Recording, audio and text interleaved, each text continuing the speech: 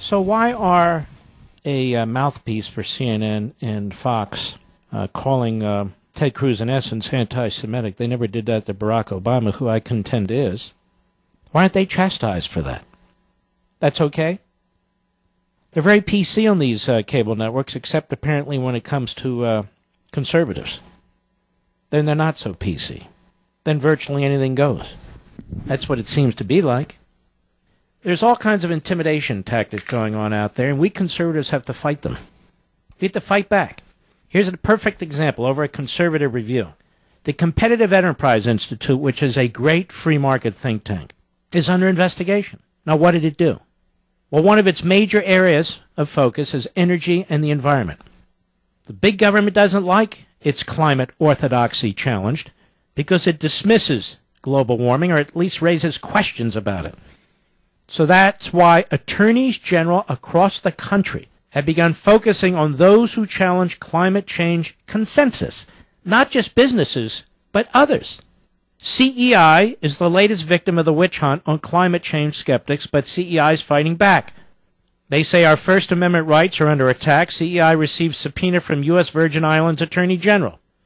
Now here's the press release on the intimidation tactics.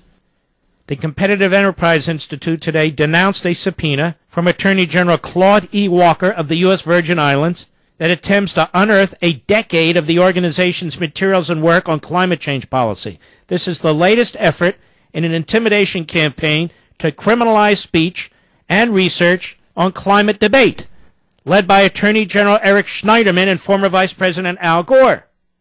The Competitive Enterprise Institute will vigorously fight to quash this subpoena. It's an effort to our affront to our First Amendment rights of free speech and association for Attorney General Walker to bring such intimidating demands against a nonprofit group, said CEI's General Counsel Sam Kasman.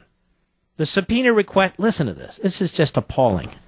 A decade's worth of communications, emails, statements, drafts, other documents regarding CEI's work on climate change and energy policy, including private donor information. Well, Roger Stone might want that. It demands that CEI produce these materials from 20 years ago, from 1997 to 2007, and that they produce it by the end of this month. This is incredible. The United States of America. It's like talk show hosts under attack by certain websites and certain sleazeballs. Incredible. On March 30, 2016, Attorney General Schneiderman, former Vice President Al Gore, and Attorneys General for Massachusetts, Virginia, Connecticut, Maryland, Vermont, as well as Attorney General Walker of the Virgin Islands, held a press conference in New York City to announce, quote, an unprecedented coalition of top law enforcement officials committed to aggressively protecting and building upon the recent progress the United States has made in combating climate change. Schneiderman said that the group, calling itself AGs United for Clean Power, will address climate change by threatening criminal investigations and charges against companies, policy organizations, scientists, and others who disagree with its members on the climate change agenda. Is that not incredible? That's what's going on with CEI? This is a nonprofit, nonpartisan, free market organization. That's it. They develop studies, they produce scholarship, and they're under attack because they're not falling into line. If that's not totalitarianism, ladies and gentlemen, well, then what the hell is it? And notice there hasn't been a lot of reportage. There hasn't been a lot of reporting on this, has there? No, because Ted Cruz is an anti-Semite. We're very busy. Now, CEI says they've long been a champion of sound climate change policy and opposed previous attempts to use McCarthy-style tactics by officials aiming to limit discussions between nonprofit policy groups and the private sector regarding federal policies.